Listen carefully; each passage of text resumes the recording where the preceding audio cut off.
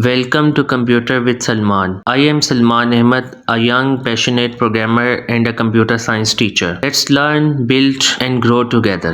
अस्सलाम वालेकुम dear students and welcome back to another video. बेटा जैसे कि आपको आइडिया है कि लास्ट लेक्चर में हमने डिस्कस किया था सिस्टम और उसका ऑब्जेक्टिव। बेटे आज के लेक्चर में हमने देखना है टाइप्स ऑफ सिस्टम ऑब्जेक्टिव। आज हम देखेंगे कि जो ऑब्जेक्टिव हमने पढ़ा था आगे उसकी फर्दर हमने टाइप्स को एक्सप्लोर करना है। तो बेटा देखते हैं इसकी टाइप्स क्या होती हैं। तो ये हमारे पास कुछ टाइप्स हैं जिसमें सबसे पहली टाइप है इंफॉर्मेशन प्रोसेसिंग, दूसरी हमारे पास है सपोर्टिंग अदर सिस्टम्स, बाद है बेटा last one that is achieving specific goals. बेटे फर्दर प्रोसीड करने से पहले जैसे कि आपको पता आपने दूसरी वीडियोस में देखे कि इस चैनल पे सिर्फ आपकी लर्निंग नहीं होगी, आपकी लर्निंग के साथ आपको बुक पे मार्किंग भी करवाई जाएगी और बेटे उसके साथ उसके नोट्स भी प्रोवाइड किए जाएंगे। और बेटे ये नोट्स आपको मेरी वेबसाइट पे मिल जाएंगे और इसका लिंक मैं डिस्क्रिप्शन में पेस्ट कर दूंगा। तो चलिए बेटे आगे प्रोसीड करते हैं। तो हमारे पास अब इससे वन बाय वन एक्सप्लोर करते हैं। तो बेटा हमारे पास जो पहली टर्म है वो है इंफॉर्मेशन प्रोसेसिंग। अब इंफॉर्मेशन प्रोसेसिंग क्या बेटा, क्वाइट सिंपल। यहाँ पर मैंने एक वर्ड मेंशन किया हुआ, जैसे आपको पता है कि हम जितनी भी लर्निंग करते हैं वो फिंगर टिप्स पे करते हैं, कुछ सिंगल वर्ड्स में, ताकि आपको हमेशा याद रहे। तो हमने इसमें क्या करना होता है, हमने कन्वर्ट करना होता है बेसिकली रॉ डेटा को किसमें, इंफॉर्मेशन में। बेटे इससे कंफ्यूज नहीं होना, आप इंफॉर्मेशन कह लें, मीनिंगफुल इंफॉर्मेशन कह लें, इसकी एक ही बात है, इससे कंफ्यूज नहीं होना। इसका क्या मतलब है कि आपके पास जो डाटा है उसको आप प्रोसेस करके, क्या करके बेटे, आपने उसको प्रोसेस करके किसमें कन्वर्ट कर देना है बेटे, इंफॉर्मेशन में। आपने उसको प्रोसेस किया और वो प्रोसेस होके कन्वर्ट होके किसमें चला गया बेटे, इंफॉर्मेशन में। सो इस प्रोसेस को हम बच्चे कहते हैं इंफॉर्मेशन प्रोसेसिंग। बेटा इसको एग्जाम्पल के थ्रू समझते हैं, आपको प्रॉपर क्लियर हो जाएगा। अब अगर मैं इसकी एग्जाम्पल की बात करूं तो आपके पास लेट से आपके पास ये डाटा है, ये इस ऊपर मैंने मेंशन भी किया हुआ है, रॉ नंबर्स हैं आपके पास। बेटा रॉ नंबर का मतलब मैं आपको इसका भी मतलब बताता हूँ कि रॉ डाटा कौन सा होता है। अच्छा बेटे ये हमारे पास कुछ डाटा है। अब मैंने क्या किया, इस पर मैंने कुछ प्रोसेसिंग परफॉर्म की, जैसे मैंने हाईएस्ट नंबर फाइंड करना है, लोवेस्ट फाइंड करना है और इसकी एवरेज फाइंड करनी है। ये मेरे पास प्रोसेसिंग होगी और ये जो मेरे पास आउटपुट है, इस आउटपुट को हम बच्चे कहेंगे, ये आप देख सकते हैं, ये जो आउटपुट है इस आउटपुट को हम कहेंगे इंफॉर्मेशन प्रोसेसिंग। कि जब आप किसी भी डाटा पे कोई ऑपरेशन परफॉर्म करते हैं just to get the information, उस प्रोसेस को हम कहते हैं बेटा इंफॉर्मेशन प्रोसेसिंग। अब बेटा देखते हैं, जैसे मैंने आपसे कहा था मैं आपको रॉ डेटा का भी बताऊंगा। तो बेटा रॉ डेटा का मतलब होता है अनप्रोसेस्ड डाटा। यहाँ पर ये डाटा था, अब मैंने अगर इसमें से फाइंड करना है कि हाईएस्ट किसके नंबर हैं या लोवेस्ट किसके नंबर हैं या हाईएस्ट नंबर कौन सा है, तो बेटा मुझे इसको क्या करना पड़ेगा, डेफिनेटली बेटा मुझे इसे प्रोसेस करना पड़ेगा।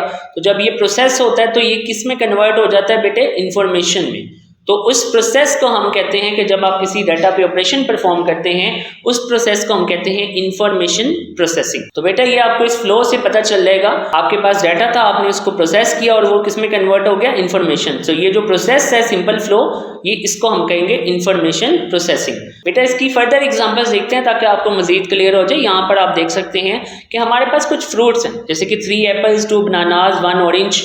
जब ये हमारे पास रो इन्फॉर्मेशन ना, ये रो डाटा आप इसे कह सकते हैं, रो डाटा मीन अनप्रोसेस्ड डाटा। अब मैंने इसको प्रोसेस जब किया तो मेरे पास बेटे इन्फॉर्मेशन क्या आई, टोटल नंबर ऑफ फ्रूट्स कितने हैं, अब 6 फ्रूट्स हैं। तो बेटे इस इन्फॉर्मेशन को हम कहेंगे इन्फॉर्मेशन प्रोसेसिंग। ये जो आउटपुट आई है हमारे पास, इधर इवन मैंने मेंशन भी किया हुआ है प्रोसेस्ड इन्फॉर्मेशन, इसका मतलब यही है that is your output. Similarly बेटा दूसरी अगर आप देखें तो ये वेदर की एग्जांपल है, इसी तरह स्कूल की एग्जांपल दी है कि ये स्कूल के कुछ मार्क्स थे, अगर मैंने इसमें से एवरेज फाइंड करनी है तो obviously I have to process.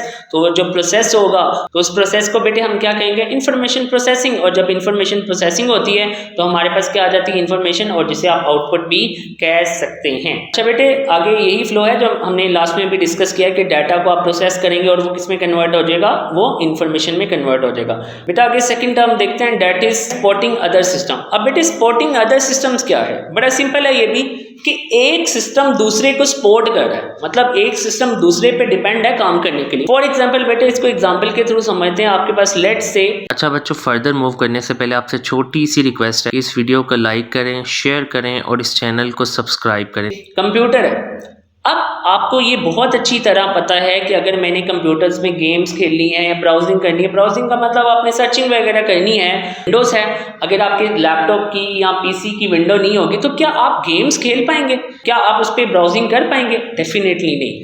तो ब्राउजर्स को या गेम्स को किस सिस्टम की जरूरत है, ऑब्वियसली ये दोनों किस पे डिपेंडेंट है बेटे, विंडोज पे। बेटे ये भी सॉफ्टवेयर है और विंडोज भी बेसिकली एक ऑपरेटिंग सिस्टम भी होता है। यहाँ पर बेटे ये मेंशन है, और विंडोज को आप ऑपरेटिंग सिस्टम भी कहते हैं और बेटा ये एक सिस्टम सॉफ्टवेयर होता है। ये जो आपके पास है ये एप्लीकेशन सॉफ्टवेयर होते हैं। एप्लीकेशन सॉफ्टवेयर हम उन सॉफ्टवेयर्स को कहते हैं जो आप अपने एंटरटेनमेंट पर्पस के लिए इंस्टॉल करते हैं या कोई स्पेसिफिक टास्क परफॉर्म करने के लिए इंस्टॉल करते हैं। जैसे कि आपने एंटरटेन होना, आपने कोई गेम डाउनलोड कर ली या आपने कोई ब्राउजिंग इंफॉर्मेशन सर्च कर ली, तो आपने कोई भी ब्राउजर इस्तेमाल कर लिया, उसमें क्रोम हो गया, सफारी हो गया, मोजिला फायरफॉक्स हो गया, and there are ton of other कि जिसे आप यूज़ कर सकते हैं इंफॉर्मेशन सर्चिंग के लिए। अब अगर मैं इसकी फर्दर एग्जांपल की बात करूं तो बेटे ये आपको कुछ दूसरी एग्जांपल भी दिखाई दे रही हैं जिसमें ह्यूमन बॉडी है, नेचर है, सोसाइटी है। अगर इनको आप देखें तो मैं नेचर की बात करूं तो यहाँ पर ट्री स्पॉट कर किससे करी होती हैं? ट्रीज ऑक्सीजन प्रोवाइड करी हैं। ट्री क्या एक सिस्टम है और एनिमल्स ह्यूमन क्या है एक दूसरा सिस्टम है। तो ट्रीज किसको प्रोवाइड करेंगे? एनिमल्स ह्यूमन किस पे डिपेंडेंट है? ट्रीज पे। तो ये भी क्या है एक सिस्टम दूसरे को क्या कर रहा है? सपोर्ट कर रहा है। तो बेटा that is called supporting other system, जिसमें एक सिस्टम दूसरे को सपोर्ट कर रहा होता है। अब बच्चों मैं आपको इसकी मजीद एक बेहतरीन सी एग्जांपल दिखाता हूँ। तो बेटे आप काफ़ी प्रैक्टिस करते हैं क्योंकि वो किससे रिलेटेड है बच्चों? मैथ से।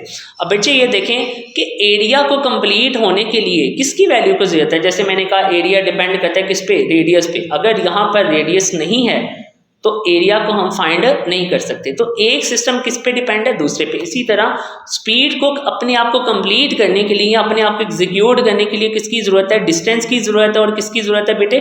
टाइम की ज़रूरत है। तो इसीलिए मैंने नीचे मेंशन भी किया हुआ है। अगर आप ये देखें तो बेटा मैंने नीचे मेंशन भी किया हुआ है, आप ये देख सकते हैं कि without both speed can not be calculated. ये आपके पास सिंपल सा है, ये मैंने एक आपको सिंपल आइडिया दिया हुआ है। क्या one value output depend on another value, कि वन वैल्यू आउटपुट के एक की जो आउटपुट है वो डिपेंड कर रही है दूसरी की इनपुट पे। जैसे कि इसकी आउटपुट मैंने निकालनी है और इनपुट में मुझे किसकी वैल्यू चाहिए? रेडियस की। अगर ये नहीं होगी तो हम एरिया को फाइंड नहीं कर पाएंगे। बेटे लास्ट में हमारे पास जो रह गया वो है अचीविंग स्पेसिफिक गोल। बेटा अचीव का मतलब होता है गेट करना। अचीव का मतलब क्या होता है? गेट करना।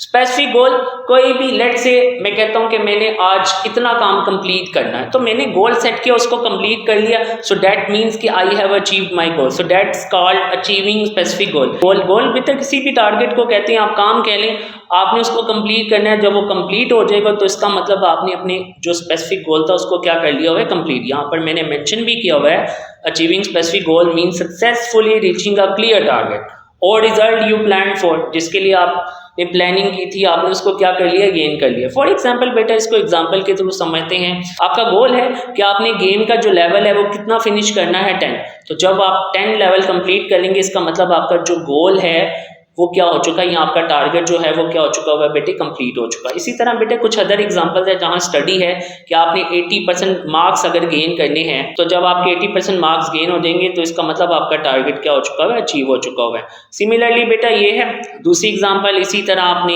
ये मैंने एग्जाम्पल दी हुई है कि आपका गोल है कि आपने 100 रुपीज़ सेव करने हैं। जब आप इसे सेव कर लेंगे तो इसका मतलब आपका गोल या टारगेट क्या हो चुका है बेटे? कंप्लीट हो चुका हुआ है। आपको याद होगा बेटे हमने फर्स्ट लेक्चर में पढ़ा था, और अगर आपने बेटे फर्स्ट लेक्चर नहीं देखा तो आप इसकी सीरीज से ये एक पूरी प्लेलिस्ट आपको मिल जाएगी, उसमें लेक्चर्स मौजूद हैं और इसका डिस्क्रिप्शन में मैं लिंक भी पेश कर दूंगा, वहां पर भी क्लिक करके इस लेक्चर को देख सकते हैं।